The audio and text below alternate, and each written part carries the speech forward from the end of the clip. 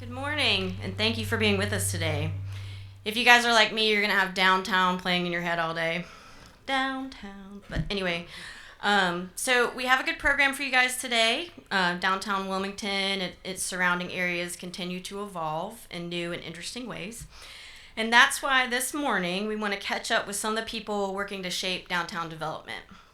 We've got some great panelists today. To my left, right here, Christina Haley, Wilmington Downtown Inc. President and CEO. We've got Andy Hewitt, Soda Pop District Co-Developer and AC Hewitt Development President. Aubrey Parsley, City of Wilmington's Director of Economic Development. And as you can see, if you look at your programs, we have someone filling in for Leslie Smith, Kelly Reynolds. She's the Cargo District Managing Director and co-owner. Now, during our discussion, you're welcome to share your questions for the panelists. You can scan the QR code on the cards on your tables to send those in, or you can just text 910-264-8955. Please include your name and table number. So I wanted to start today's conversation with the City of Wilmington.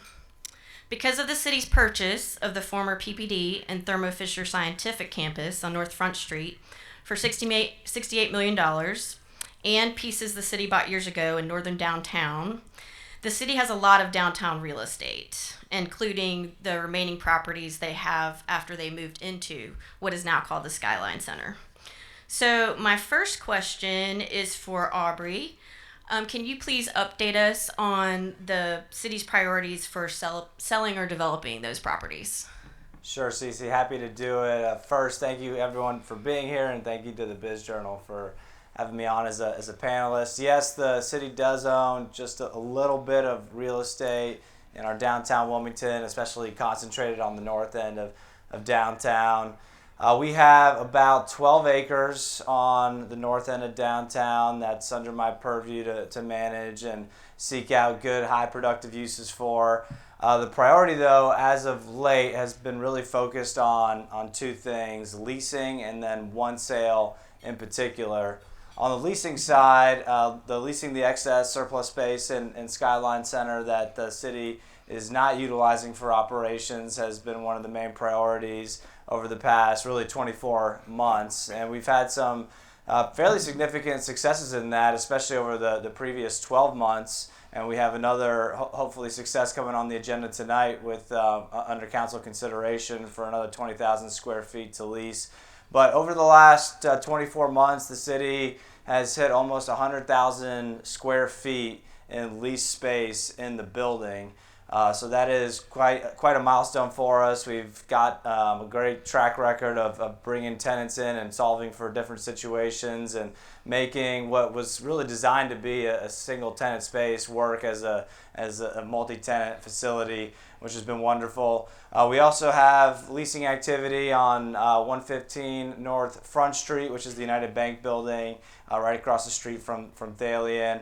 We are seeking to lease that out, stabilize that building a bit more with lease up and then sell it. But on the sales side, our focus has been on what I like to call Skyline North. It's a little bit above 3-acre parcel immediately north of the Skyline building and just south of the Riverfront Park. We've had that on the market with JLL for a little while now, a little over 3 months, and have done a call for offers and have received significant interest in that property, which has been great.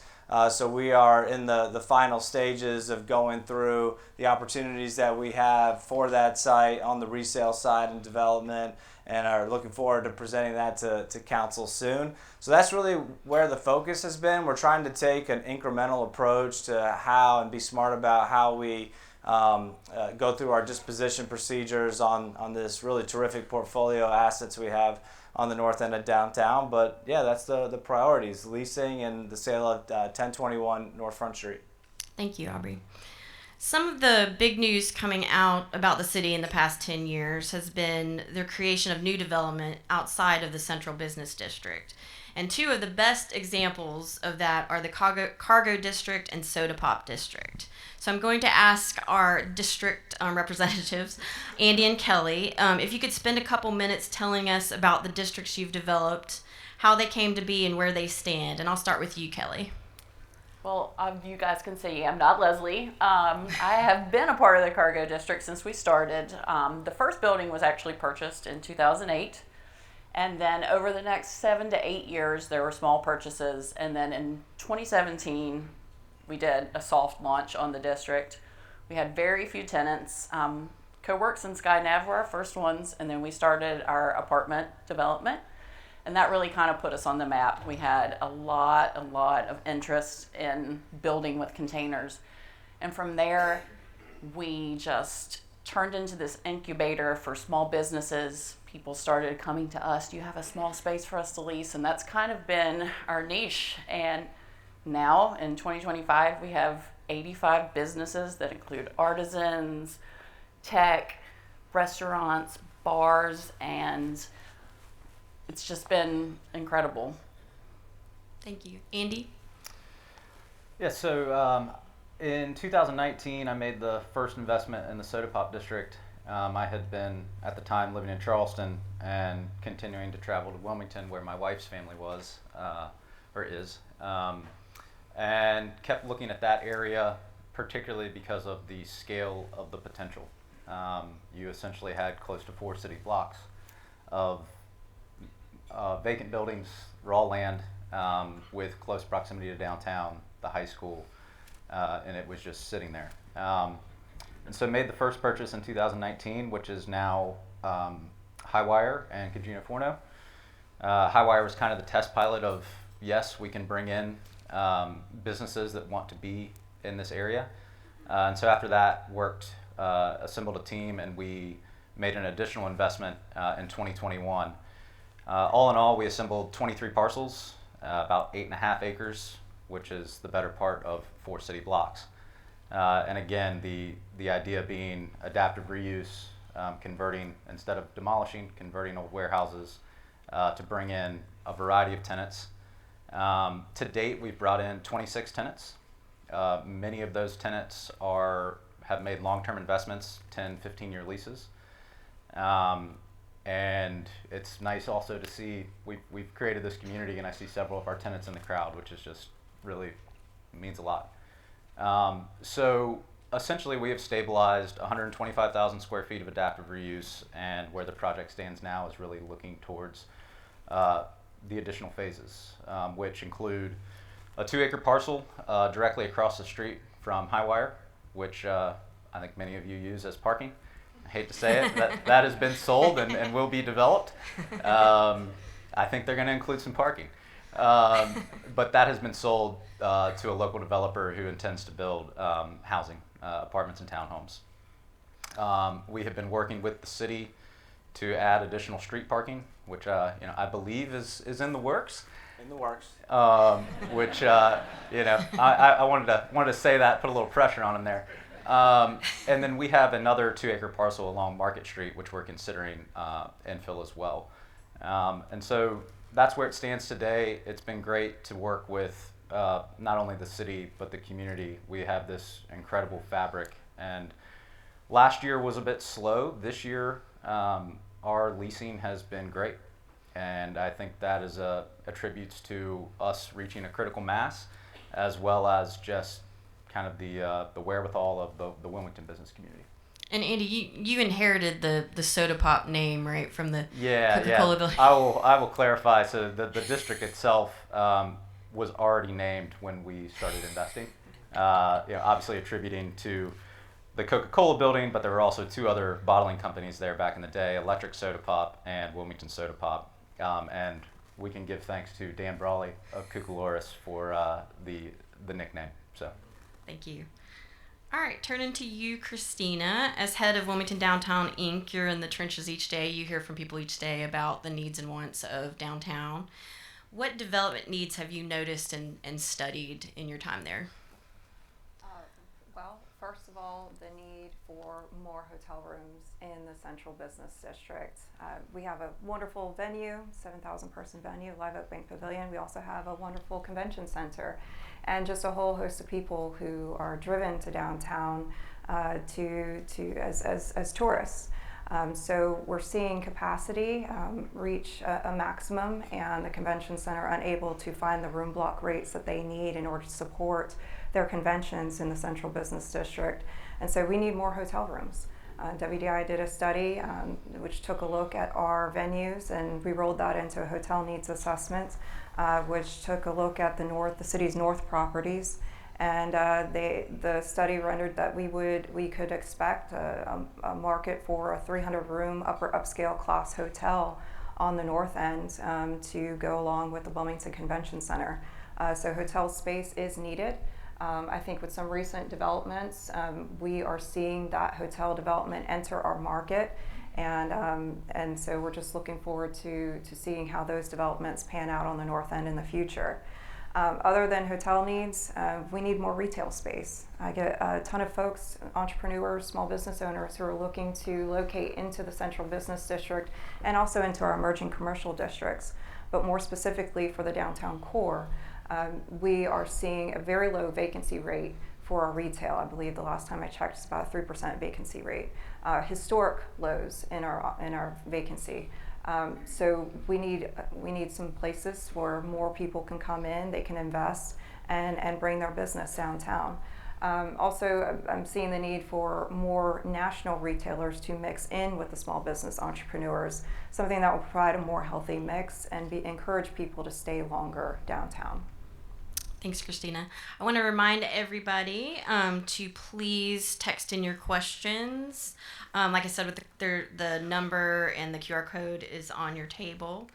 And we'll get microphones to as many people as possible so you can ask your questions directly to the panel.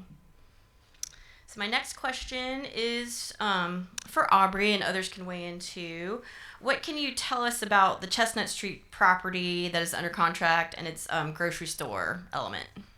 Sure. So 305, 315, and 319 Chestnut Street, which are those now vacant parcels across from Thalian Hall, went under contract late last year. Council voted on it, and the bid was fully executed in January. It was a unique bid for us in that it came with really a condition that the property be developed as a supermarket grocery store, and it remains such for at least 10 years.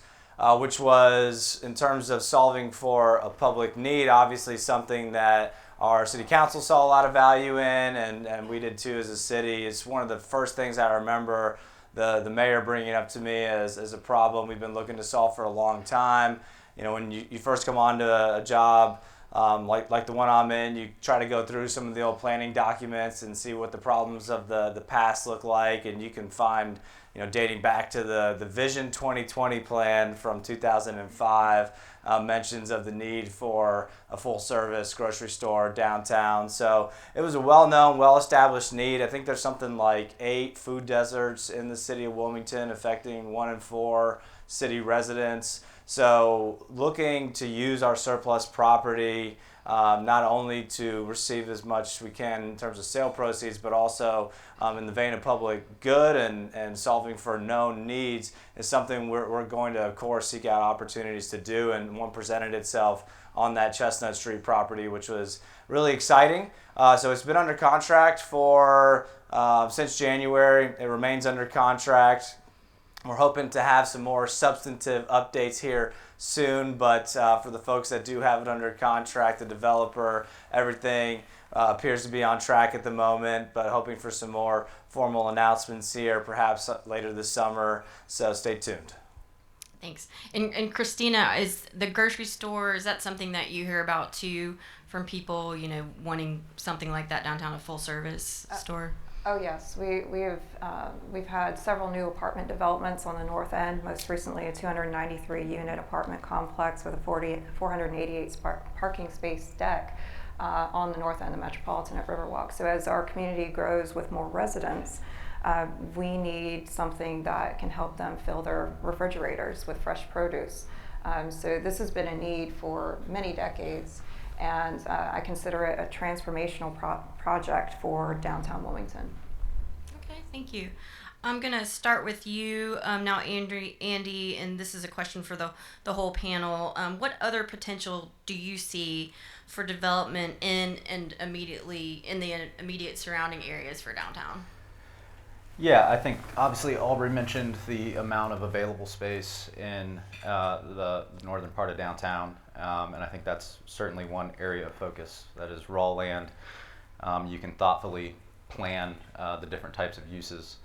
I also think there is a tremendous amount of undervalued property in the central business district that, to Christina's point about additional retail, things like that, that I think you will see in developers focus on those acquisitions to create additional space there. Okay. How about you, Kelly? We have always thought that Castle Street was a very underutilized corridor for downtown that kind of links it into the heart of the city. There are infill projects that are being done currently, and there is still a substantial amount of land to be built on. There are buildings that can be renovated, and we've always thought that that was a potential for more retail spaces, potentially luxury spaces, more apartments, even small boutique hotels to kind of bridge that gap between the central business district back out into the heart of the city. Aubrey, what's your take on that? I like Kelly and Andy's take a lot. If you want to look at where the city is hoping to see things like adaptive reuse and development and transitioning areas, look no further than our comprehensive plan. I know Andy here is a student of that and does a great job of taking the roadmap that our planning department tries to lay out for developers in the city, and the container district certainly a terrific example of bringing about what we hope to see in some areas of town.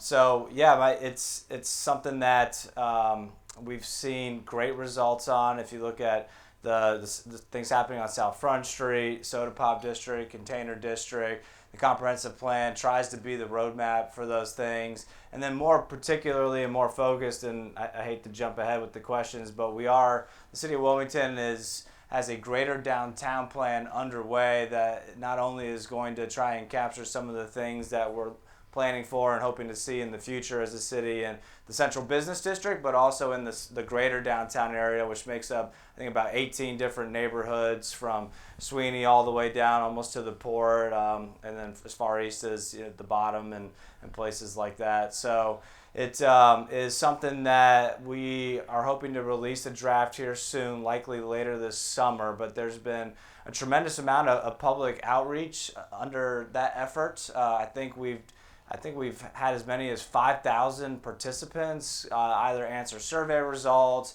come through our more than 40 pop-up events, and the planning department has just done everything they can to make sure we've gotten as much public input as we can in this process. So City Council is reviewing the initial draft and going through some things at the moment with our planning department, with hope to release that again here probably later this summer, and it's going to hopefully further lay out some of the ambitions that the city has for the areas like we're talking about here. Okay. Christina, did you have anything to add? Just to echo what all the other panelists have said, I mean, we need those infill projects, not just on the north end, but on North 4th Street and in the district core. There's 2 properties on Front Street alone that are ripe for an infill project. Likely a mix of retail and residential space. Also on Water Street, just to continue to connect our fabric of downtown and have a space where people can access our community. It's very important, and that will be the next phase of downtown Wilmington and those infill projects, and just expanding our Castle Street district and revitalizing some of those properties that are along that Castle Street corridor. Thank you. We have an audience question. Catherine at table 7. We're gonna get that. This is for the Soda Pop District, Cargo District folks. With the addition of the Live Oak Bank Park as a public green space when it's not being used for pavilion, and the grocery store that's infilling the food desert, are there any plans for green spaces, community centers, or any kind of co-ops like grocery stores for the Soda Pop District or Cargo districts that would essentially support the lower income neighborhoods surrounding those districts? I'm happy to start. We're fortunate that there are already a couple of green space parks within the Soda Pop District or adjacent. We have considered if there's anything else we can do as far as that with the vertical projects. As far as uses such as the co-op, those really are things that the community needs. We would welcome it. I know they're right now going through a process of reevaluating their sites. And I think that the Soda Pop would have the potential to be a great site, still providing walkability, access to public transportation, additional businesses around it to support it. But I would say as far as the Soda Pop District goes, community development space would be a priority as we look for one of our additional infill projects. The co-op could be, if they are interested, a potential tenant there. Green spaces, we're fortunate to have a couple directly adjacent. As for the cargo district, we have one green space that is currently existing. We are kind of maxed out in terms of because we are urban mixed use, there are so many homes that surround our general district. So unless we were to come across some subsequent land, we don't necessarily have the ability to purchase anything right now. As far as co-ops go, Cargo East, which is where Mess Hall, the Rift, and Delgado, what was Delgado Square, are now, that would probably be our best opportunity to create a bodega, a grocery store, or a co-op in that portion of town. As far as Cargo Central, Cargo West, we are kind of maxed out in terms of space and our ability to grow unless we were to go upwards. Okay. Did you, Aubrey and Christina, did you guys have anything else to add? In terms of green space, I believe the city has a project to usher in some green space on Water Street.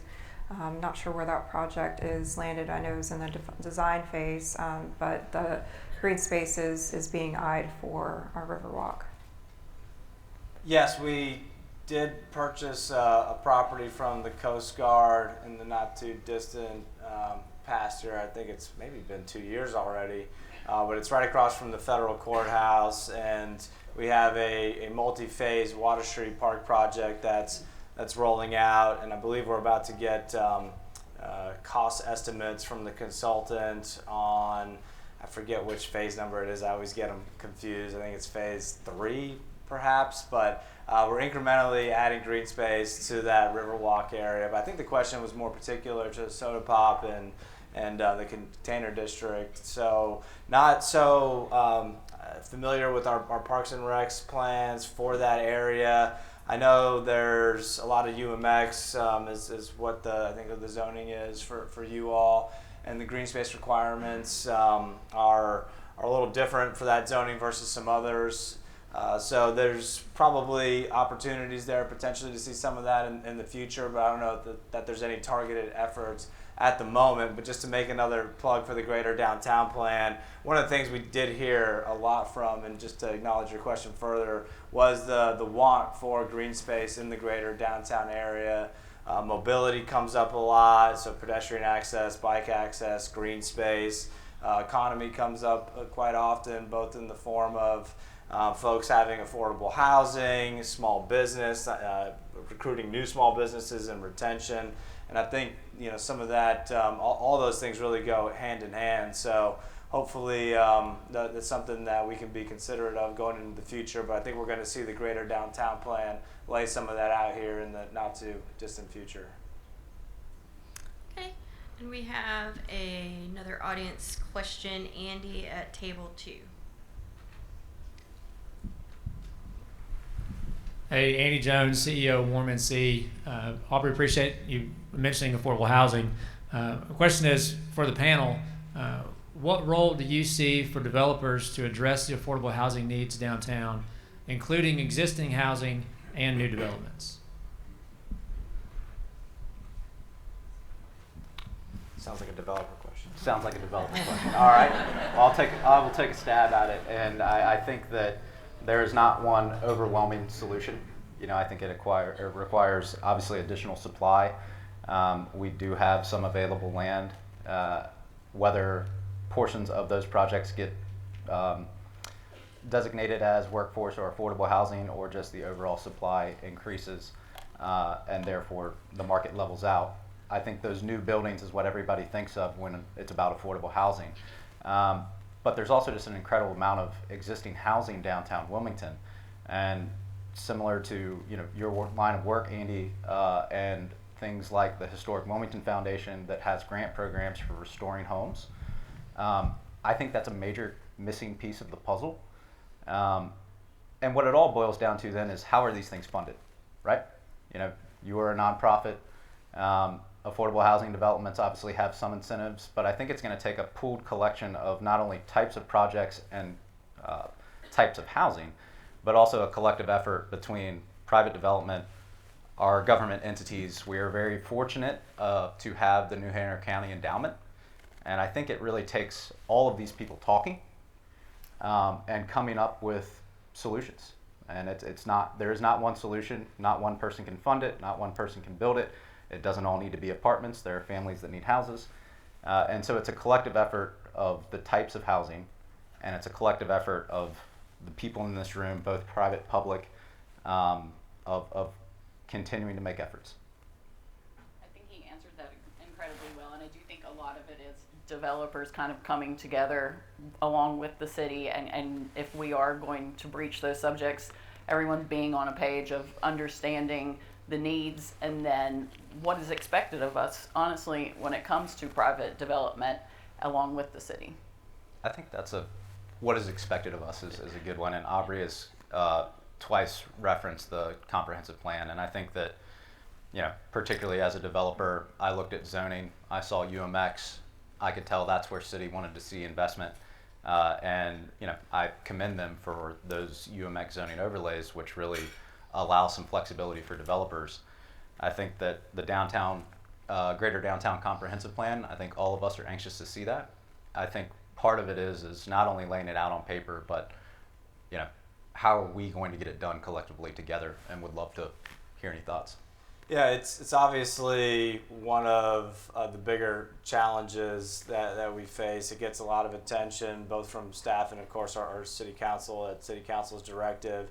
And I know our counterparts and colleagues at the county have historically done an awful lot in the space of affordable housing as well, between loans and many other programs that are available out there. I definitely agree with what Andy said. It's one of those efforts that require a team and a community to put together. Although we have dedicated staff and we have programs and access to certain types of funding for endeavors like affordable housing, we are constantly having to learn and adapt to ever-evolving market conditions in tandem with the development community to try to figure out the right projects to fund and be a part of. And it's a moving target. I think the more coordination and effort, and by deliberate and by design coordination and effort we can have across stakeholders, the higher the probability will be that we deliver good projects and try to move the needle on affordable housing. Thank you. Did you have anything you wanted to add, Christina? In terms of affordable housing, we have a huge employment base downtown that is in need of better, more affordable rates in our community, and in order to support continuously support our hospitality segment, affordable housing is desperately needed. Okay, we have another question, audience question. Dave Spatrino at table 32. Good morning, and my name is Dave Spatrino, and I'm a big, passionate, and very supportive person for infill development, so I'm very proud of the work you're doing in the Soda Pop and Cargo districts. It's meaningful, and it makes a huge difference as our community grows. But this question is directed to the city, and specifically Aubrey, I'll give this to you.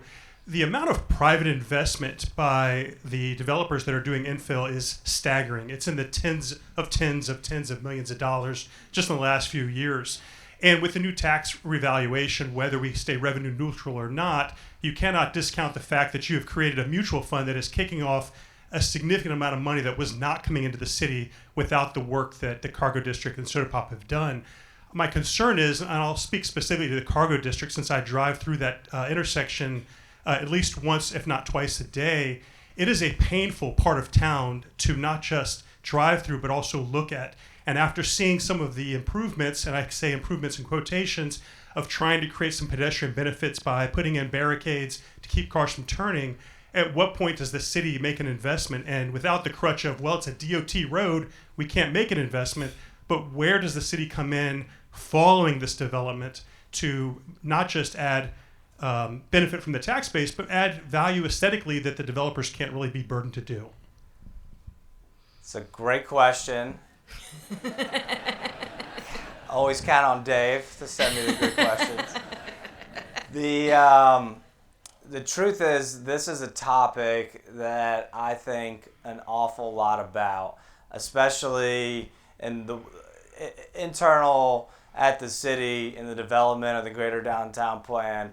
One of the things I've been most vocal on is making sure that when this plan gets rolled out, that we start to develop the processes and tools and programs to figure out how to get public investment to show up at the same time, or at least in a relatively coordinated fashion with private investment. I have some panelists up here who have challenged me on that in the past, and it is definitely something that I think everybody wants to see and makes a lot of sense.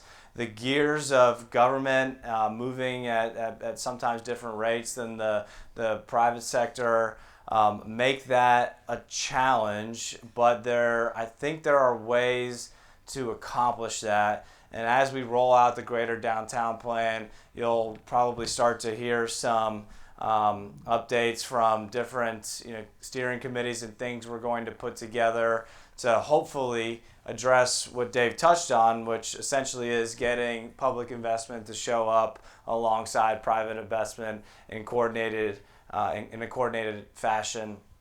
The last thing I'll say on that is I think it'll take a really high level policy approach to accomplish those things. You really need to line up sort of key government processes like our budget process, like our capital improvement process, and then find the right statutory framework to plug into those kind of key processes that we go through every year to figure out how we're going to allocate money. You have to line up all those things at the same time and then have the private development ready to go once you have those things locked in well in advance, which they always are. So maintaining a degree of flexibility on our side as a local unit of government, but also having the framework around how to do that will be critical in it, and it's something that we're definitely or at least I am personally spending a lot of time on trying to figure out how to do that internal with the city of Wilmington. Okay, and we have another audience question. It appears the Cape Fear Memorial Bridge will be 135 feet. We've heard a lot about the negative impact about the length of the ramp on the Wilmington side, such as the loss of homes. What are the development opportunities created by this project downtown and upriver, if any? I don't know who wants to field that first. Who's going to volunteer?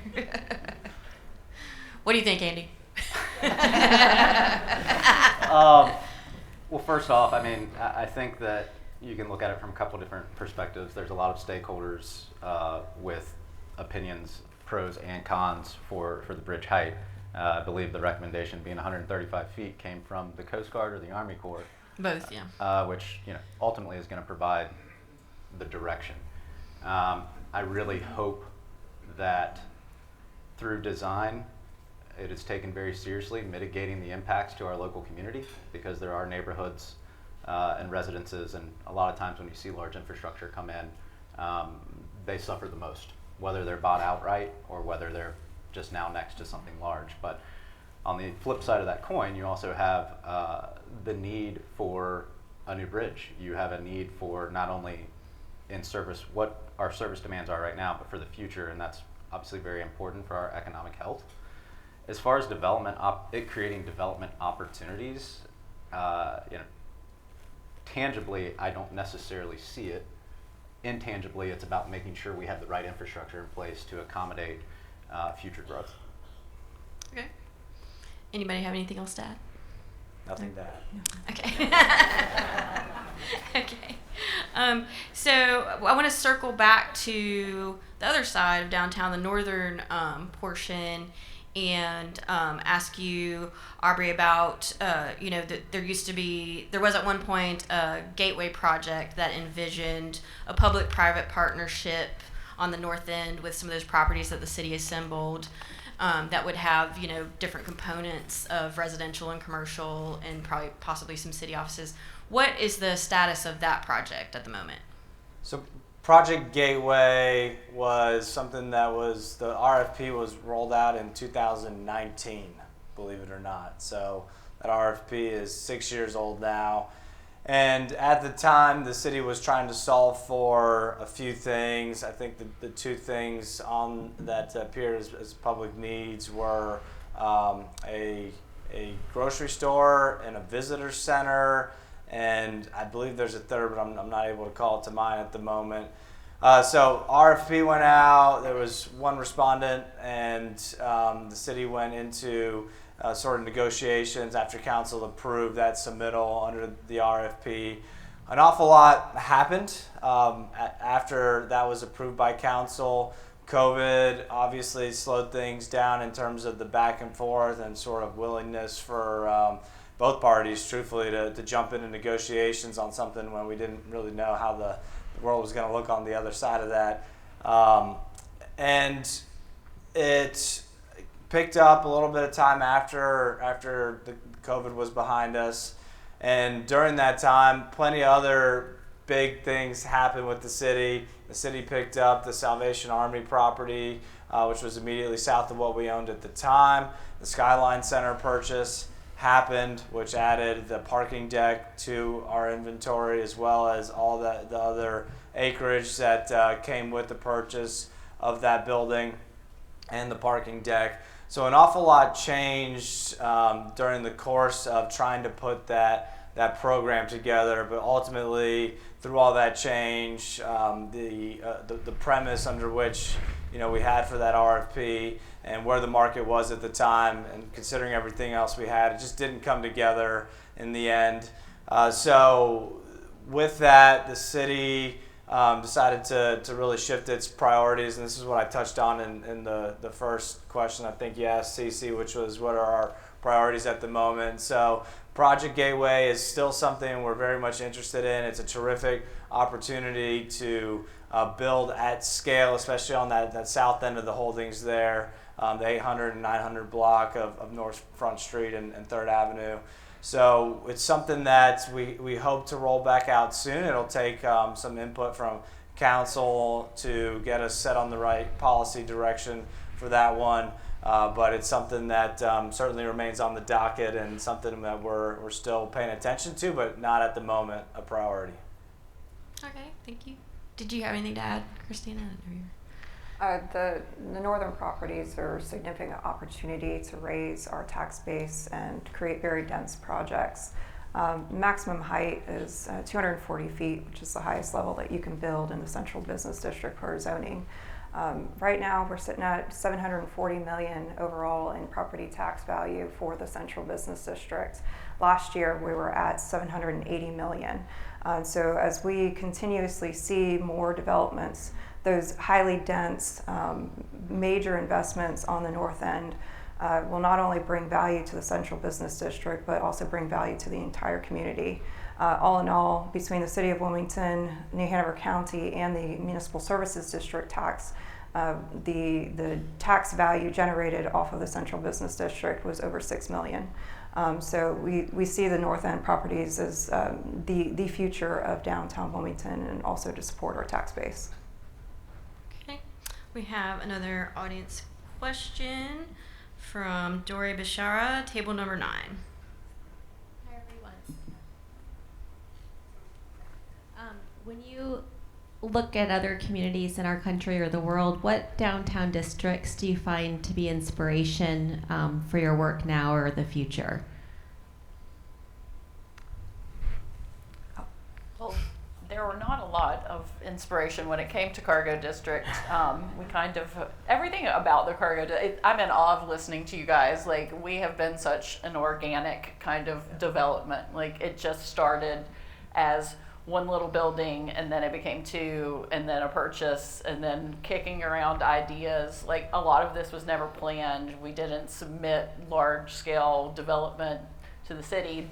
Cargo West has probably to date been our biggest venture as far as developers, but we just had an idea about containers. There was a small development in Florida. I believe it was Naples. There were some in South Africa, but this vision has been a little bit of they kind of look like Legos, so it has became a Lego project for us. So. And people, I think when we talked earlier, people have come to you to ask about from other communities. Yeah, we've had, there was a company from Norway, the city of Rocky Mount, and the city of Myrtle Beach have visited us over the years asking us how we have kind of went about this. And it is, kind of funny to be like, well, we just kind of dreamed it up and put it together. But now we do have a roadmap, and I know that we have been inspirational for kind of like small organic districts to pop up in larger urban areas. So as I travel, I see little kind of like small districts that maybe don't have a ton of funding or are renovation projects or small infill. And I think it's a niche, and it's, something different. What about you, Andy? What were some of the inspirations, or what are some of the inspirations? Yeah, I mean, I would love to claim to be the first person to put the team together to restore a Coca-Cola bottling facility, but I'm not. I think I would take the question in a different angle, which is, sure, I see projects in other cities that are inspiring. Architecturally, master plan, having all the right community components that breed success. But my mindset has shifted a little bit more to focusing on, one, Wilmington is its own unique community. So I know people love to compare us to Charleston. I lived there for a long time. It is a great city. It is not Wilmington, and Wilmington does not need to be Charleston. But I've shifted the focus to really look at, okay, what cities are executing on projects well, right? And what are those components? What other cities have a $1.5 billion endowment? What other cities have the same makeup of public infrastructure that we have, or the size of employers we have? And how are they executing on particularly public-private partnerships that really deliver unique projects and projects that can overcome some of the very high barrier to entry that growing cities like Wilmington are facing? Construction costs, land costs, all of that are an all-time high. And so I really think that it takes shifting the mindset to thinking out of the box. And again, there are precedents in other cities for public-private partnerships and utilization of layered financing to deliver good projects. And I think that's where we could stand to benefit the most. Okay. And Christina, you and I were talking about social districts.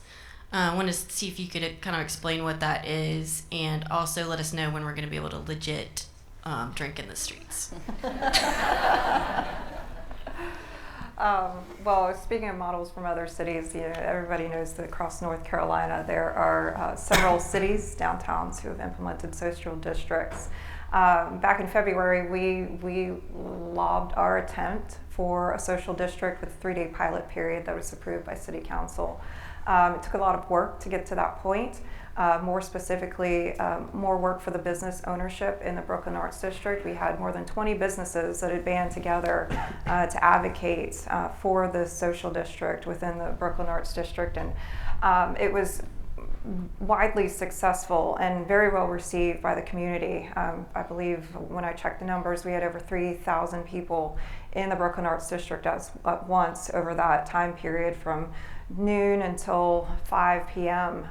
And many of them had never been to the Brooklyn Arts District before. Many of them are now repeat customers of the businesses, the bars, and the restaurants that are in that community.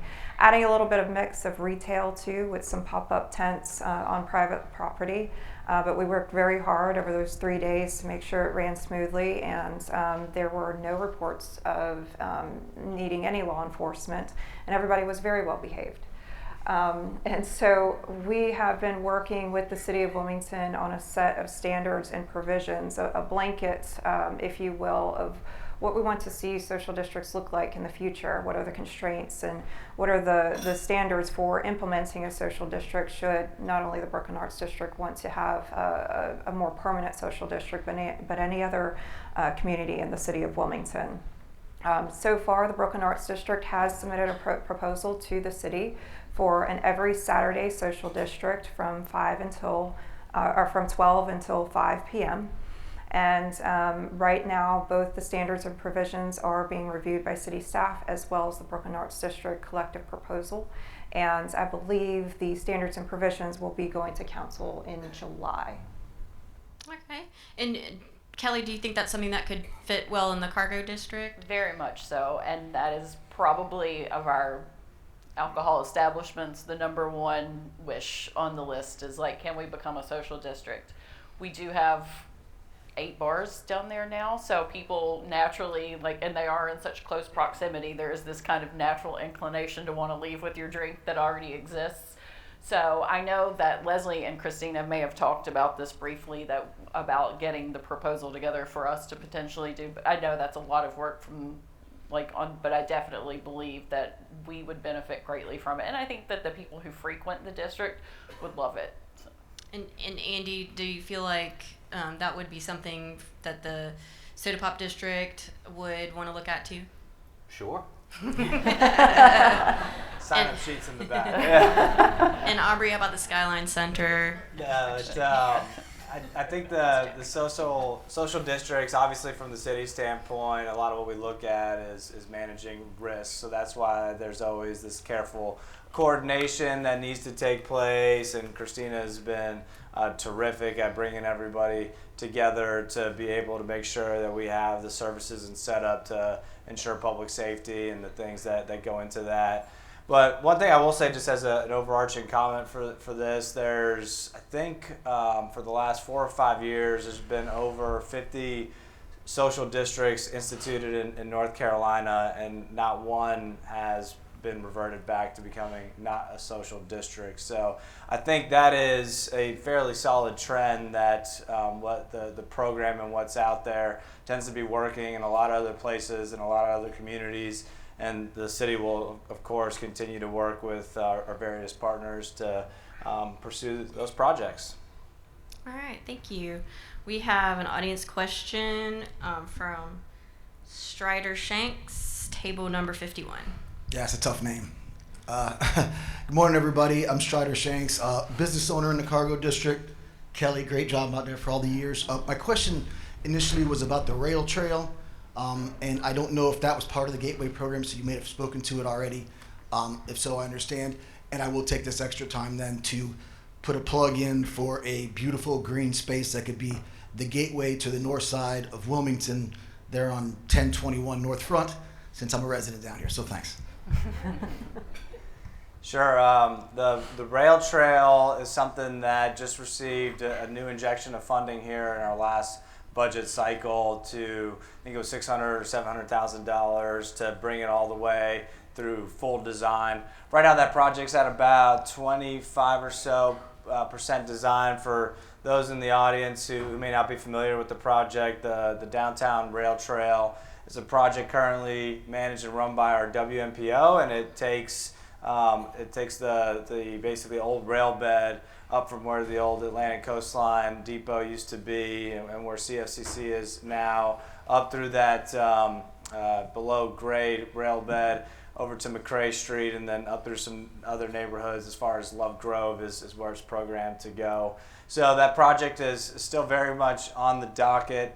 Just got a new round of funding here to take it through design. Just like with a lot of projects the city does, there are an awful lot of stakeholders involved, and one of the key ones at the moment is the state, and more specifically NCDOT's rail division. So WMPO, city engineering, and various stakeholders are having to coordinate use of that and make sure things are set up in a way that preserves what the state hopes to accomplish with that corridor in the future. But it's underway and in the works. Don't have a finite estimate on schedule at the moment, but the design is hopefully going to be wrapping up here, or final design is something we can look forward to in the next year or two. Okay. This question is for the whole panel. We wanted to see if you could talk a little bit about how you would assess the challenges and opportunities of developing downtown versus other parts of our region. If you want to start, Kelly. As I said, we have definitely been an organic growth neighborhood. So we own a decent footprint for downtown, which is around 5 blocks, but it's been challenging because we did not have this vision plan. It has been kind of piecemealed together in the most beautiful way. But it is challenging because most of our projects have been renovations or very small infill. So just meeting the standards of an older neighborhood and building those projects in a meaningful way that also meet all the criteria that needs to be done. It is challenging, but it's probably been one of the more rewarding things. And having so many residents around us, because it is an urban mixed-use district, it has been nice to receive that feedback. I know with the question earlier about the green spaces and safety, those have been the biggest complaints, along with parking. So obviously finding parking in that particular portion of town has been challenging for us too. But developing older buildings and maintaining integrity using a new medium like containers has been fun and interesting. What are your thoughts on that question, Andy? Yeah, I'd say, and where there was the essentially add-on pieces of the cargo district, I was at least fortunate enough to be able to start with a larger assembly, which gave us the ability to more thoughtfully plan out all of the required pieces for a successful project. That being said, I think in my career I'll probably never be able to do that again. The lack of just scalability of large pieces of land or assemblies that you can put together means smaller projects. I think you're going to continue to see adaptive reuse due to cost of construction or just trying to maintain historical buildings. So there are certainly the challenges of just cost. There's the challenges of infrastructure and accessibility, parking, and I don't think that the private development community is going to be able to come up with the solutions for all of that. I think it's going to take a collective effort of working with the city, the county, ideally the endowment, on putting all the pieces of the puzzle together so that we continue to see the quality of our projects maintain an incredible standard as compared to losing quality just to make the numbers work. Okay. And we have an audience question from Joe Apkarian at table number 53. Good morning, everyone. My name is Joe Apkarian. I own the Eagles Dare Bar, Taco Baby Restaurant, the Poorhouse Bar downtown. Aubrey, this question is directed to you. As we see, as this entire meeting is about the economic growth and development of downtown and people moving into downtown, whether it be from other parts of the state and from outside the nation, whether we're talking the hotel project, we're talking, the richest family in North Carolina putting in a lot of new projects into town. The question is this: is there any thought to the legacy small business owners into downtown and how to maintain Wilmington's identity, downtown's identity, which we've already heard is what makes downtown Wilmington so great? Is there thought behind this, and how do we protect some of these small business owners so that they aren't pushed out, like a la Bourbon Streets or any other places that these landlords can't keep up with an outside investor coming in and purchasing the building, and then that small business owner getting pushed out? And I think we see this in other parts of the country, whether it be a Charleston or a Savannah, or even in other parts up to the north. We're seeing that happen, and we're seeing it especially in these emerging markets like Wilmington is. So what is the city doing anything about that? Are they cognizant of it? And is there any way forward in that to protect some of the businesses that are downtown, and we can continue to see them grow and us maintain that identity, otherwise turning into like really a corporate downtown establishment area? Sure. Thank you for the question. I'll probably lean on Christina here in a moment to help me out with it. But to start, we're definitely cognizant of exactly what you're describing: small business retention, maintaining local character.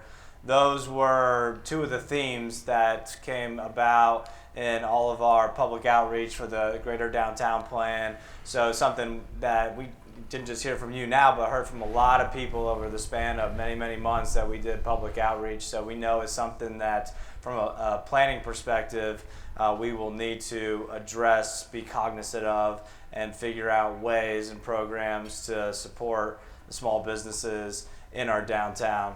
And Christina, hoping you can help me out a little bit more on the actionable items there. Sure. So I think the City of Wilmington and New Hanover County's investment into Wilmington Downtown Incorporated to help keep WDI moving forward is kind of the answer to your question. We're boots on the ground every day speaking with the small business community in our downtown Wilmington. And quite frankly, downtown Wilmington, as we know it today, was founded off the backs of small business owners. There's only a handful of national retailers that we have existing downtown currently. You mostly see those in Mayfair or over there on Independence Mall. We have a host of programs that are meant to support small business owners. Our microloan program, more specifically. Currently, we're supporting 21 businesses with the microloan program with over $405,000 in lending to small businesses, not only within the Central Business District, but that microloan program extends beyond into the emerging commercial districts. And we've supported a whole host of small businesses, from an accounting firm to distillery to coffee shop to a hair salon. So we're not only supporting small businesses, but we're supporting the diversity of the businesses that we have in the greater downtown area. We also have a facade improvement grant program that can help with businesses restoring their storefronts. So we have measures, and I have one employee that I just hired. I don't know where he's sitting. Zach Walsh, who's here today. He's here for business development.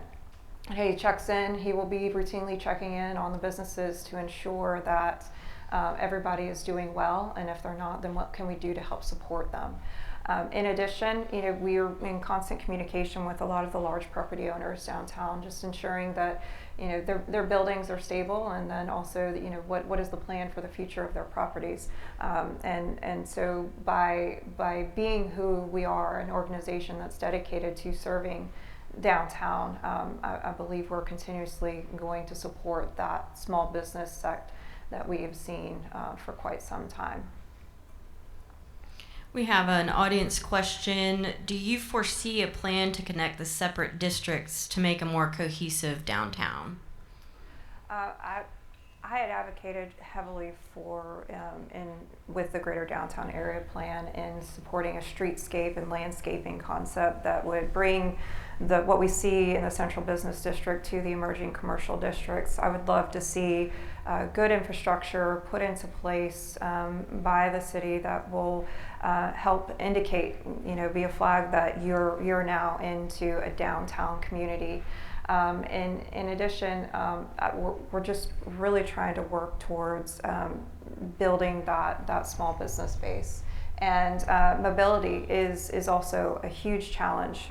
With the reduction of our downtown trolley, we don't have that connection to the districts that we've seen in the past. And having either a private transit system come in or a public transit system connecting the districts to increase mobility across all of our districts, I think would help improve the connectivity, where somebody could park at the Market Street parking garage, take a trolley to the Soda Pop district, and then end up in the cargo district before coming back to get into their car and go home. So we're looking to those two things to help improve connectivity between all of the districts that we're seeing downtown. Okay.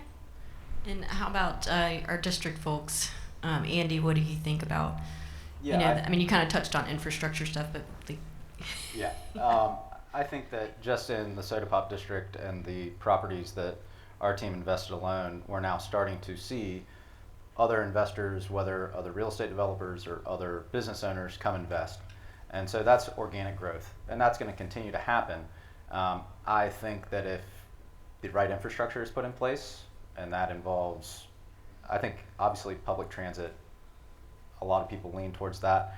I think a more tangible thing is increasing walkability and bikeability.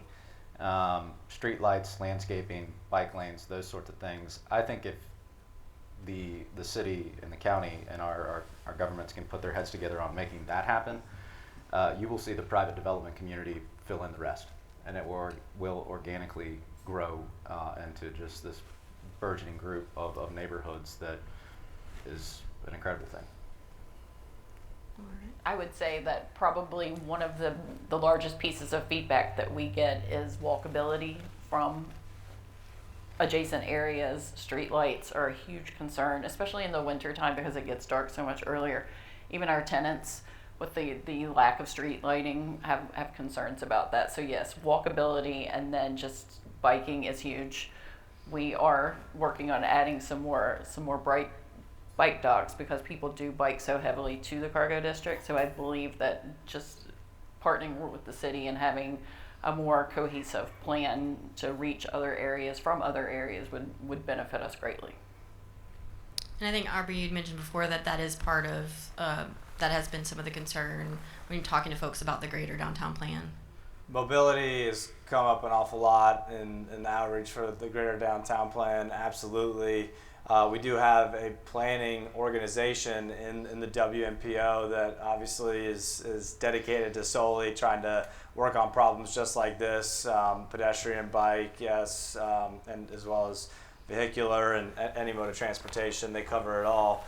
So there is a Walk Wilmington plan, and there's been other study efforts in the past that look at how to do exactly what it is we're talking about. The trick is sort of back to the question that Dave Petrino asked, which is how do you get those things to show up at the same time or in a coordinated fashion with the private investment and where that happens to go and when, and how do you align your governmental processes to be able to support that in a meaningful way is really the secret sauce to making that work. And something that, again, I'm spending personally a lot of time trying to figure out and work on, and something that we are taking as a focus to this greater downtown plan on the implementation side as we move forward with it. Okay, and I have a couple of questions left. The first one, speaking of walking, I want to talk about, what's next for the Riverwalk, one of the gems of downtown. And if you wanted to speak to that first, Christina. We hope at some point there will be an expansion. It's not really my decision. It's the city's decision on investment and what private developer wants to continue to expand downtown as we know it. I believe an expansion of the Riverwalk is vastly needed. It is the backbone of our community.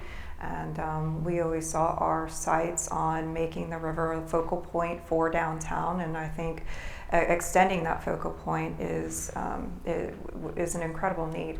I do feel that maintaining the Riverwalk that we have now is an even greater need, and there are a few projects that the city has now underway to improve some of the decking, but we need a routine maintenance plan for our Riverwalk, and right now we just don't have the plan or the funding in place to keep what we have beautiful. So I'll push back just a little bit there. We do have baked into our annual budget routine maintenance, but it's a very harsh environment, and of course sometimes the needs exceed our capacity to implement the repairs needed. But we have, ever since the inception of Riverwalk as a city, been investing in it. It's an expensive asset to maintain. It's an expensive asset to create. And significant dollars have gone into it over time. I don't have I can't call the figure to mind, but I mean, it's just in the last few years we've made several either $1 to $2 or $3 million repairs to either bulkheads or structural repairs to the Riverwalk themselves. And we have more programmed in the future. So, everything in life tends to be about trade-offs, and as a piece of infrastructure, investing in the Riverwalk is potentially a trade-off from investing in other burgeoning areas of greater downtown as well. So we try to be thoughtful of that, but at the same time, we know it's our number one tourist draw. We know it's one of the better assets that give the downtown and central business district its character. We've done a feasibility study to look at taking it further north, and that feasibility study had some price tags associated with it, which are about, I think, probably 18 months old at this point. It's not an inexpensive project to undertake, but we have a basic idea of the options on the table to undertake it should we have a council that wants to push that as a priority amongst the many other priorities they are faced with analyzing and determining how to best allocate our public resources. So it remains on the table for consideration, but it's an asset that we definitely in the near term plan to continue to invest in, and will get a lot of attention. But we're also looking for enhancements. WDI has done an amazing job with the Christmas lights. Curious, by show of hands, how many folks came downtown this past year for the Christmas lights? It's a pretty good turnout. So it was a huge draw, and something that we definitely want to build on. So not only are we looking at making some of those bigger capacity enhancements and extension, but making some programmatic and maybe tactical improvements as well, just to bring more people to it. Okay, and my final question, and I'll start with you, Kelly. If you could make one thing happen right now, magic wand type situation for downtown, what would it be? I mean, I think the grocery store is probably the biggest need that I see, because there are food deserts. I mean, we're lucky enough to be adjacent to a food line, so that kind of puts us in a little bit more of less of a need. But I know, as I'm coming up on my 20th year in Wilmington, I do know that the grocery store is the biggest want from the majority of the people that live downtown. Thank you. How about you, Aubrey? So many to choose from. I think one of the things that I think about a good bit, on top of the idea of getting public and private investment to arrive in a coordinated fashion, is to find the partnerships, programs, and funding sources to make for really a platform for more cohesive investment and development in our downtown. I heard Andy allude to it a couple times, and it's now it's on my mind. But it's something that I've given a lot of thought to in the past as well, and seen some other models in some other areas. So I'd say just continuing or enhancing our track record of across agencies, across units of government, and through the private sector, just really doing a good cohesive job of taking on these challenging projects. Infill projects are challenging. Developing the vacant sites that are left are challenging. There's no easy projects left, I don't think. So I think it'll take a significant amount of teamwork. So I guess I'd use my wand wave to bring us all together to solve the hard problems. Andy? Still my answer. So, I think that what we've heard today and what we all know is that this is an incredible community. It's a growing community, You have what I consider an actual group of thoughtful developers. It is not just, knock it down, build it up. And we also have seemingly the city, Aubrey speaking about the comprehensive plan, and I know that New Hampshire County has a similar one. I know that the endowment has their strategic plan.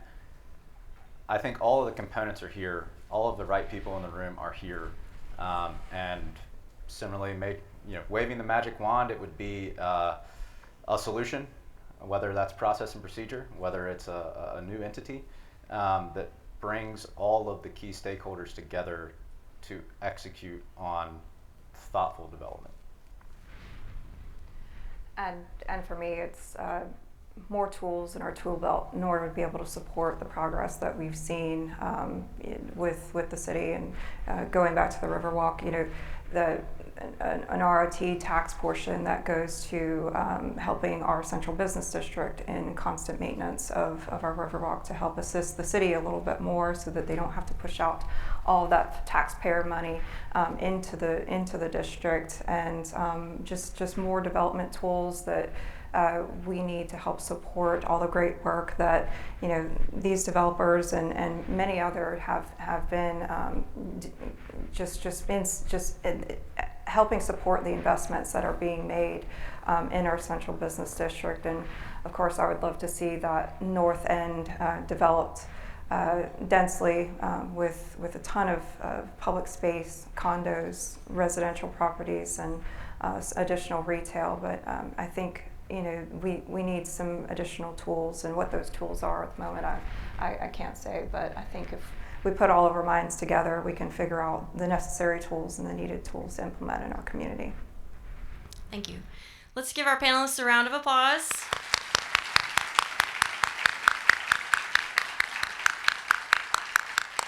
All right, thank you everyone for coming, and please join us at our next Power Breakfast on September 12th. It will be a discussion with the candidates for Mayor of Wilmington and City Council, so it's going to be a good one. Thank you so much.